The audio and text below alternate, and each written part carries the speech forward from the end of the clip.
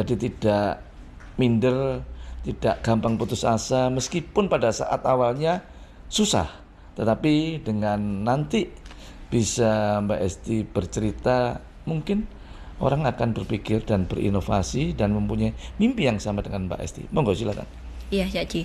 Jadi saya itu kalau untuk bisnis itu dari keluarga sebenarnya nggak ada orang yang pengusaha.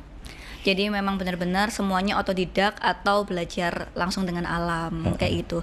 Dan saya dari dulu itu sebenarnya tipe orang yang introvert, jarang banget ngomong sama orang kayak gitu. Tapi dengan berjalannya waktu, karena memang keadaan ekonomi ya, dulu itu saya di Nganjuk. Nah, kemudian orang tua merantau dari kota ke kota sampai datang ke kota Surabaya. Pertama kali di Surabaya itu disambut oleh salah satu orang yang menolong ibu saya pas hamil besar, itu namanya Mbak Parti. Oh, Mbak Parti. Dan itu beliau sampai sekarang masih ada dan saya masih sering ke daerah Pelampitan. Kalau orang Pelampitan pasti tahu saya. Arek Siola pasti tahu, tapi saya dulu dipanggilnya Delta. Oh. Karena malu, Delta ini kan nama ini kan Cak Ci. Mall. Delta Plaza. Ya mall lah, mall. Delta Plaza, jadinya kok jenengnya diganti Delta ya? Ya wis lah celukan Hesti aja kayak gitu. Nah, sebenarnya tidak ada terbesit untuk berusaha, tapi karena memang keadaan yang menyuruh kita untuk bisa bangkit keluar dari zona nyaman, memang nggak enak pada saat itu, sampai kayak rasanya pengen bunuh diri karena banyak hutang. Nah, orang tua itu mempunyai banyak hutang. Kita bukan membuka luka lama ya, Cak Ci, ini ya. menambah spirit dan menambah bagi yang nonton tentunya mungkin ada hal yang sama. Ini jadikan suatu spirit. Jadi justru dengan adanya pengalaman kemarin kita ke belakang, justru menjadikan bahwa saya berpikir, ya ampun sekuat ini loh. Justru kalau nggak ada pengalaman seperti kemarin, apakah saya bisa sekuat ini kayak gitu. Nah, memang kebetulan orang tua ini mempunyai banyak utang, dan utangnya itu utang rentenir, Caci. Tahu ya, rentenir itu kalau biasanya nah, biasanya kalau nggak dibayar bunganya ini nambah terus. Jadi 100.000 jadinya 150.000. Jadi ya udah mana terus, sehingga menjadikan hutang ini makin banyak. Akhirnya kita sekeluarga stres. Nah, kemudian ibu ini akhirnya merantau ke Manado untuk jadi ART sama adik saya. Nah, bapak ke Papua. Nah, bapak ke Papua, ke Freeport gitu. Apa sih namanya yang Papua itu, Mas? Freeport. Iya. Nah, di situ. Nah, saya ini berpikir dulu, saya udah pacaran sama Mas Tom. Usianya itu 18 tahun kan. Kemudian tuh saya mikir sama Mas Tom, saya ikut nggak ya? Kalau saya ikut nanti saya di sana jadi ART juga. Tapi saya tuh sebenarnya pengen ngelunasi utang ibu. Karena kalau kita lari ya namanya utang kan mau nggak mau harus dibayar. Sampai mati pun nanti ditagih. Maka dari itu, Cak Ci, terus saya ngomong, ada nggak sih kerjaan kayak gitu. Akhirnya dikasih kerjaan sama temennya Mas Tom. Tapi sebelumnya, Cak Ci, saya dulu pernah jadi cleaning service di Dinas Pendidikan 33. Mungkin ada yang masih ingat saya. Dinas Pendidikan Surabaya 33, Ngenteng Kali. Ngenteng Kali lah ya, yang sekarang sudah dibongkar ya. Di Ngenteng Kali itu saya jadi cleaning service, salah satunya cleaning service cewek itu cuman saya. Saya juga pernah menjadi admin ekspedisi. Saya juga pernah jadi admin kasir juga pernah. Saya pernah ikut Yayasan Alit, Anak Lintang. Terus saya juga pernah jadi anjal, anak jalanan, ngamen di Siola kayak gitu. Tidak terbesit sama sekali untuk berbisnis. Tetapi Mas Tom mengajarkan, saya lihat loh, Mas Tom kan masih jadi pacar kan, kok jualan stiker ya. Mas Tom ini anak band metal. Kemudian saya sering diajak untuk nganter-nganter stiker. Ketika saya diajak nganter-nganter stiker, saya ini kayak dapat berapa untungnya? 15.000, 20.000. Kok lumayan ya? Terus saya bilang, ada nggak sih usaha biar untuk nambah-nambahin lah, soalnya kalau ikut orang juga nggak cukup, belum ngekosnya, belum makannya.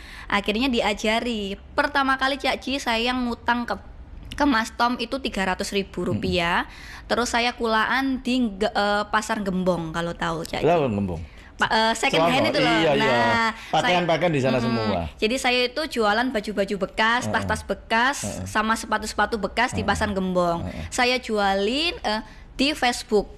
Oh, di Facebook. Di Online Facebook. sudah ya? Sudah online pakai BBM. Tahun berapa waktu itu ya? Tahun 2010. Oh, sudah 2010 ya. Tahun 2010 saya jualan online, tapi kayak pertama kali itu masih dikit sampai nangis. Akhirnya kok nggak payu ya apa ini? Saya baru dikasih tahu sama Mas Tom itu setelah saya nikah. Jadi dulu itu teman-temannya Mas Tom beli, tapi sebenarnya disuruh sama Mas Tom. Biar saya itu lebih semangat. Iya. Kayak gitu. Nah, dengan berjalannya waktu kita kan nggak harus ketemu kalau jualan online, Cak Ji. Dan pada tahun 2010 itu kan yang jualan online nggak begitu banyak juga. Sangat sedikit, masih ngawali. Kita bikin status aja tanpa ada captionnya aja, orang pada nanya. Nah sekarang captionnya udah bagus, di-like aja kadang enggak. Iya. Nah akhirnya memang alhamdulillah berjalan, walaupun pasti ada rintangan sampai kita merambat ke kulaan ke PGS juga. Terus kita juga sempat kulaan di pasar DTC. Tapi ternyata ini kan singkatnya ya, Cak Ji ya. Pasti ada terpaan dan lain-lain. Singkatnya, Cak Ji, ketika kita pas nikah itu memang benar-benar karena kita udah nikah, tempat barengnya rumahnya udah bareng, akhirnya kita sering sharing. Ketika kita udah sering sharing, komunikasi bareng, makin besar perusahaan, akhirnya kita mulai membuka satu toko kecil di daerah Semolowaru. Itu ngontrak. Dan saya masih ngontrak juga sama Mas Tom karena memang masih belum bisa beli rumah kan, Cak Ji. Kita ngirim aja masih pakai sepeda motor. Nah, ya udah akhirnya merambat. Alhamdulillah mertua saya ini salah satu penggerak UMKM di daerah Mojokerto. Jadi saya disuplai oleh mertua saya. Nah, dengan berjalannya waktu lagi, akhirnya kita merambat ke daerah-daerah lainnya sampai sekarang. Gitu, Cak Ji. Ya, itu tadi bahwa Mbak Esti ini benar-benar perjalanannya dari bawah dan sangat-sangat mungkin dari teman-teman dari yang melihat YouTube ini memacu satu semangat. Dan semangat itu harus ada rintangan dan harus ada cobaan. Jangan gampang putus asa, jangan gampang mungkin merasa menyalahkan sesuatunya yang tidak jelas, dan mungkin juga kadangkala mereka ini gampang tidak sabar. Harus benar-benar telaten, sabar. Sabar itu adalah suatu ujian yang nantinya akan memetik hasil yang cukup bagus. Tidak ada hal yang instan yang akan menghasilkan sesuatu yang bagus. Mbak Esti, bahwa Tomli juga bukan anaknya orang yang berada, Mbak Esti juga enggak. Artinya segala sesuatunya itu dirintis benar-benar dari bawah. Dan dari bawah itu sampai sekarang mempunyai suatu atau memetik yang sudah dihasilkan cukup luar biasa.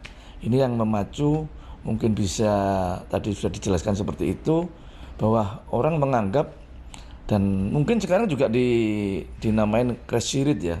Ya itu kan cuma sekedar sebutan sebenarnya. Sebenarnya kita juga malu, Cak Ji. Maksudnya kita masih orang biasa lah. Malu sama yang benar-benar crazy rich. Tapi kita syukurilah semua. Ya kita aminin, semoga. Tidak apa-apa lah ya, kita amini. Karena menganggap bahwa yang namanya crazy rich itu, wah ini biasanya ya warisannya wong tua, wah ini biasanya fasilitasi kan gitu. Tapi ini kan nggak ada fasilitas, benar-benar merangkaknya itu dan memulainya itu step by step. Nah, step by step itu yang bisa dan menghasilkan seperti sekarang. Sebenarnya Mbak Esti sekolahnya itu di Surabaya ya? Sekolah di Surabaya, di SD Muhammadiyah 2. Gendeng Kali. Oh, Penili. Lah Gendeng Penili toh? Iya, yang kalau Gendeng Kali kan yang SMP. Yang jembatan Penili sebelah masuk itu loh. Iya, benar. Dan itu saya dapat ini Cak Jing, beasiswa dari YTSF. Oh, di situ ya? Iya, saya sekolah di situ. Sopo punya Indonesia masalah. Jadi, itu Jalan Penili Gang 6 kalau salah. Iya, Penili Gang 6 benar. Iya. Oh, di situ ya. Terus setelah itu melanjutkan? Nah, permasalahannya ya itu tadi Cak Ji, karena memang kondisi ekonomi ya, saya tidak menyalahkan orang tua saya juga. Dan saya sadar diri, saya sempat lanjut ke SMP, hanya di semester 1 aja. Nah, kemudian saya ngerasa bahwa kok jadi beban orang tua ya. Ibu banyak utang. Kemudian ibu nggak bisa kasih saku saya. Terus juga nggak punya kendaraan karena lumayan jauh juga. Naik bemo pun nggak ada uang. Kita kalau nonot kadang ada yang nggak mau kan. Karena memang mereka juga cari uang. Tukang bemonya. Akhirnya saya memutuskan, ya wis lah Bu, aku nggak usah sekolah. Tapi meskipun aku nggak sekolah, nanti aku kerja aja. Tapi permasalahannya SMP itu kan saya masih di bawah umur. Nah, saya kerja di mana aja nggak bisa. Nah, saya sempat jadi babysitter. Tapi cuman kayak 1 minggu karena nggak kuat. Terus akhirnya saya kenal sama Mbak Yuli. Saya diajari kayak handicraft, bikin figura dan semacamnya kayak gitu. Dan dibina sama Mbak Yuli Yayasan Alit itu. Sampai usia saya 17 tahun baru saya keluar. Terus saya kerja di beberapa perusahaan gitu, Cak Ji. SMP-nya di mana dulu? Di Keranggan ini loh, Cak Ji. Sekarang apa sih namanya? Pom bensin, tahu nggak sih Mas? Tahu ya. Itu loh Cak Ji, apa sih? Untuk siangnya aja itu soalnya SMP-nya itu. Oh itu ya. Sekarang udah dibongkar. Iya. Tanjungan ya nggak salah. Iya sebelah kiri itu sebelah loh. Itu, ya. Ini kan pom bensin. Samen kalau belok kiri pas itu langsung SMP. Iya. Nah dengerin ini ya dah. Jadi Mbak Esti cuma lulus SD, tapi kan luar biasa. Coba dilihat itu di media sosialnya kan sudah kemarin kalau kita lihat di mana tokonya atau ya tempat mereka usahanya luar biasa antri Pol. Aku sampai disambati ya. Tapi ini Caci, yang perlu digarisbawahi adalah Mbak Esti lulusan SD ya bisa seperti ini. Nah orang-orang tuh kadang mikirnya gini, oh ya udah nggak usah sekolah ya wong Mbak SD iso enggak. Justru seharusnya dengan saya lulusan SD, ketika kalian melanjutkan pendidikan kalian SMA, S1, S2 harusnya lebih dari saya dong. Itu menambah satu semangat. Iya. Artinya memberikan suatu inovasi supaya yang lainnya justru mereka berusaha dengan suatu kesabaran, ketelatenan, pasti nanti akan memetik hasilnya yang pasti berarti. Mbak Esti, beberapa kemarin ya yang di mana ya, di outlet yang di daerah sini loh, di mana itu dekat Karangjangan apa itu? Apa Cak Ji? Yang Royal? Yang Royal, apa yang warna kuning atau pink? Pink. Yang Deli Wafa. Yang barusan buka. Iya, di mana itu? Ini di Gedung Cowek. Ya, Gedung Cowek. Parkir. Pak, aku besok mlebu parkir. Ya riyo-riyoan rek kan ya. Sampai sekarang Cak Ji. Saya nggak bisa masuk juga. Kurang ajar anjane arek-arek iki. Lah iya dari ini. Tapi lek sampe langsung iso mlebu lah Cak Ji. Gak lah. Tak warai gak apa-apa lah. Parkir kan juga arek to, arek kamu ngono to tak warang ngono. Iya wis gak apa-apa. Jenenge riyo-riyoan, jenenge riyo poso-poso. Regane murah, barangnya terjangkau dan warga seneng tukunya ngono. Ya gak apa-apa tak orang ngono. Iya rame terus jarine. Biar jadi barokah juga kan Caci untuk orang-orang sekitarnya. Untuk orang-orang parkir juga. Ya. Sebelum kita break dulu ya nanti. Halo rek, dulur-dulurku kabeh, ojo lali support UMKM ben tambah maju. Tuku koleksi teko Deli Wafa, cek nang sosial media atau nang Instagram. Barangnya uang akeh, murah-murah, api-api. Rek, Mas Riyo wis mari ya toh, tapi sing gurung blonjo dengan harga yang cukup murah di Deli Wafa Group. Ini jualan ada sandal, ada tas, ada dompet, atau mungkin barang-barang yang lainnya. Regone murah, regone sangat murah dan ada beberapa cabang yang di kota Surabaya. Lihat itu di Instagramnya atau di media sosial lainnya, gampang sambangi. Pasti untuk barang sing apik. Gratis transfer uang ke bank mana aja. Tangga pertama kali berbisnis buka usaha apa sama Tomli? Pertama kali kalau Mas Tom sendiri itu jualan stiker. Itu sudah rumah tangga ya? Oh belum. Kalau setelah rumah tangga ya handmade susbai.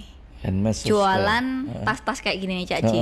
Kita kan memang kebetulan mertua ini kan ini ya banyak teman-teman UMKM. Jadi kita jualan dari tas sama sepatu. Sama sepatu. Ketika sudah menikah sama Mas Tom. Itu online atau sudah punya Udah punya toko. Udah punya toko. Iya, tapi tokonya kayak kecil segini loh Cak Ji, kayak satu kotak gitu kecil di Semolowaru. Oh, di Semolowaru. Iya. Raya Semolowaru situ. Iya benar. Oh. Yang kontrakan kecil-kecil, bukan yang di ruko-ruko Cak Ji.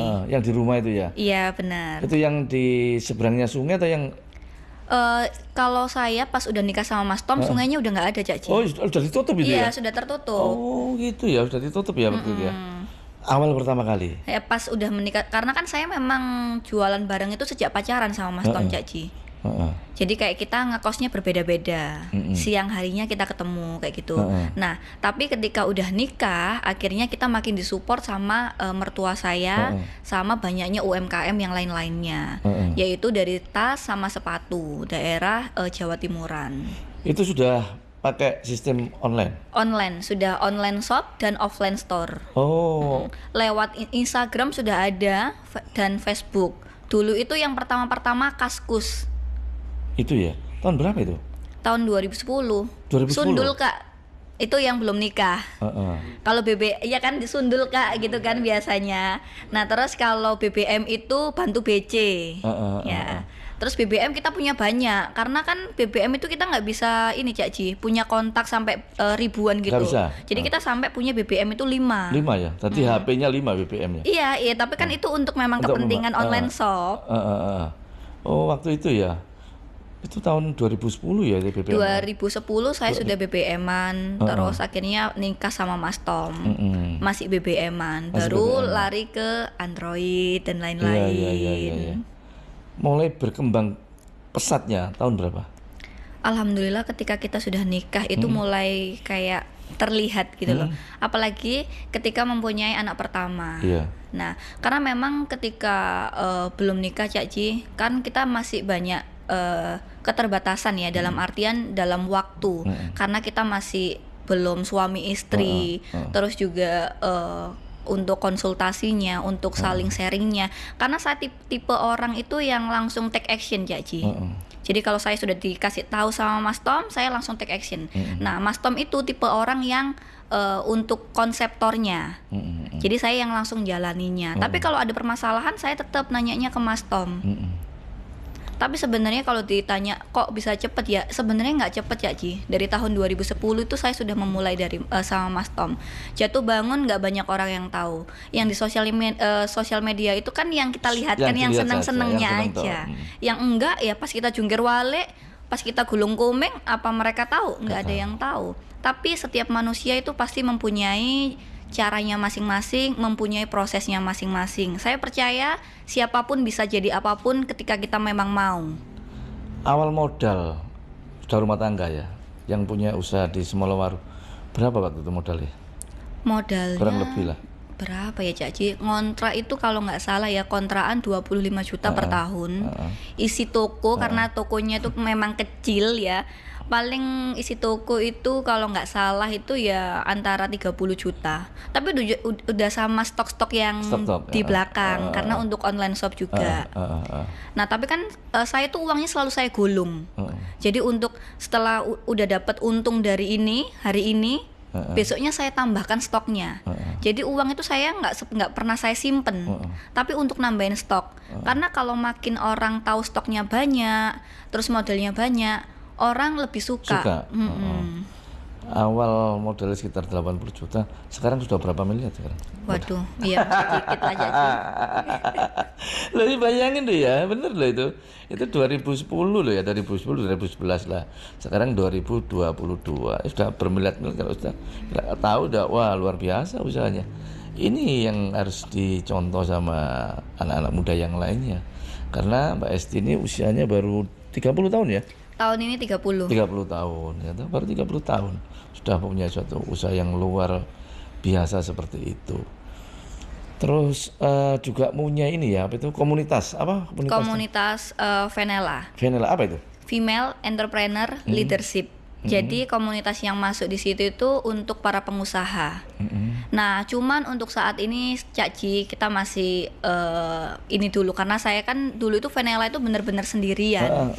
Jadi saya memang vakum dulu dari Venela, tapi karena ini sudah mulai agak longgar dikit, pengennya nanti bakal reborn lagi untuk Venelanya, karena dengan adanya Venela ini sebenarnya kita bisa memajukan para wanita-wanita yang pengen berwirausaha kayak gitu.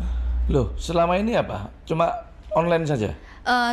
Sekarang ini masih vakum. Jadi kalau dulu itu saya sering mendatangkan kayak pembicara gitu, entah pembicara yang biasanya pinter ads atau apapun itu, kewirausahaan atau sebagai mentor yang dimana kita datangkan ke Surabaya ke sesuatu hotel atau ballroom, terus nanti saya beserta anak-anak Venela. Nah, anak-anak Venela ini ada ratusan pengusaha. Terus kita belajar bareng di situ. Dari belajar bareng di situ kita harus langsung take action.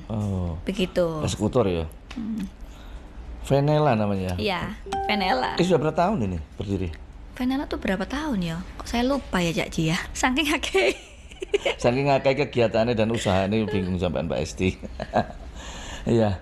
Mudah-mudahan Venela dan seluruh grup Delva Delva Fashion dan usaha-usaha lainnya ini jadi satu contoh bagi anak-anak muda yang lainnya, anak-anak Surabaya.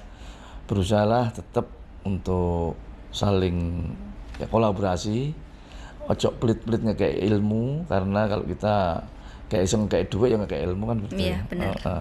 Kalau kita selama bisa bersedekah kita ngasih sedekah. Kalau enggak kayak ilmu sama orang yang lainnya, itu akan menambah satu barokah bagi kita semua. Pesan-pesan nih untuk anak-anak muda Surabaya yang ingin berwirausaha apa? Untuk teman-temanku semuanya yang pengen berusaha, kalian jangan pernah kayak takut untuk memulai. Karena ketika kita takut untuk memulai, kita nggak bisa jalan-jalan terus. Ya udah, kita jalan di tempat terus. Karena siapapun bisa jadi apa yang kita inginkan ketika kita percaya. Kita harus mempercayai diri kita bahwa aku ini loh iso. Karena kalau ketika kita sendiri tidak percaya pada diri kita, ya kita nggak bisa. Mbak Esti, ini mungkin pertanyaan yang terakhir. Mulai berusaha sejak menikah, tokonya cuma 4x6 ya? 4x6, dijaga cuma 2 orang, semua istri, sampai saiki begitu luar biasa. Gimana? Ini gimana apanya, Caci? Ya, sekarang kan dulu karyawannya cuma 2, Mbak Esti sama si Tomli. Sekarang sudah ribuan, berapa ribu karyawannya sekarang, dan tokonya sudah berapa buah, semi dep store, bukan toko ini, semi dep store ini. Iya, dulu itu karyawan pertama kali itu saya sama Mas Tom. Lah 2 orang kan ya. Nah sekarang alhamdulillah, ya disyukuri lah ya. Harus disyukuri, ya nikmat dan barokah itu harus disyukuri. Nah kalau berapa ratus atau ribu saya belum ngitung ya. Oh iya. Yang jelas lebih daripada 100. Yang jelas itu lebih dari 100. Insya Allah. Terus semi dep store-nya ada berapa? Kalau toko itu kan kita baru mulai ini ya, Cak Ji, di tahun 2021 ini kita mulai memperbanyak toko. Ini toko kita masih ada 5. Dan insya Allah akan ngeratani Jawa Timur.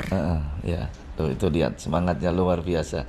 Cita-citanya atau mimpinya yang sudah terwujud seperti itu, ini bisa membangkitkan dan menyemangati anak-anak muda Kota Surabaya khususnya. Sekarang ini, dan itu bukan cuma toko, ada restoran kalau nggak salah ya? Ada beberapa, jadi kita itu bergerak di beberapa bidang, jadi dari fashion, kemudian kita ada F&B, kuliner ya. Kemudian kita juga ada untuk digital marketing.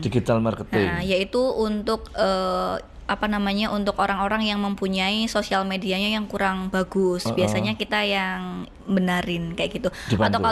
Atau kalau enggak seperti semua sosial media perusahaan kita itu lewat agensi kita. Oh, gitu. Cuman di 3 bidang itu aja. 3 bidang itu aja ya. Kulinernya kalau boleh tahu? Kalau untuk kuliner itu ada di Sei Sapiku, Caci. Sapiku ya. Tahu di sebelah tuh, depan itu. Iya. Nanti biar dikirimi kalau gitu, Caci. Enggak, di depan itu loh, Sapiku itu di depan rumah kita itu. Sei Sapiku sama Royal Durian. Iya. Enak tuh. Makanya lak tuku durian, timbangane kon mbok encap-encip. Yang Royal Durian pasti enak. Enak. Pasti enak, wis tak jamin lah, gak percaya. Bener itu. Dhisik aku lak tuku durian enak ngene depane Narita itu loh. Tapi saya itu digusur. Iya. Ya, jadi Durian, Pak, iya, incip sik ya incip. Oh gak legi, kadang-kadang ping telu. Gak legi kabeh iki gak sido tuku lan. Tapi kalau di Royal Durian saya jamin pasti enak dan itu kualitasnya sudah terbukti. Terima kasih Mbak Esti ya. Sami-sami, Cak Oke, terima kasih. Oke.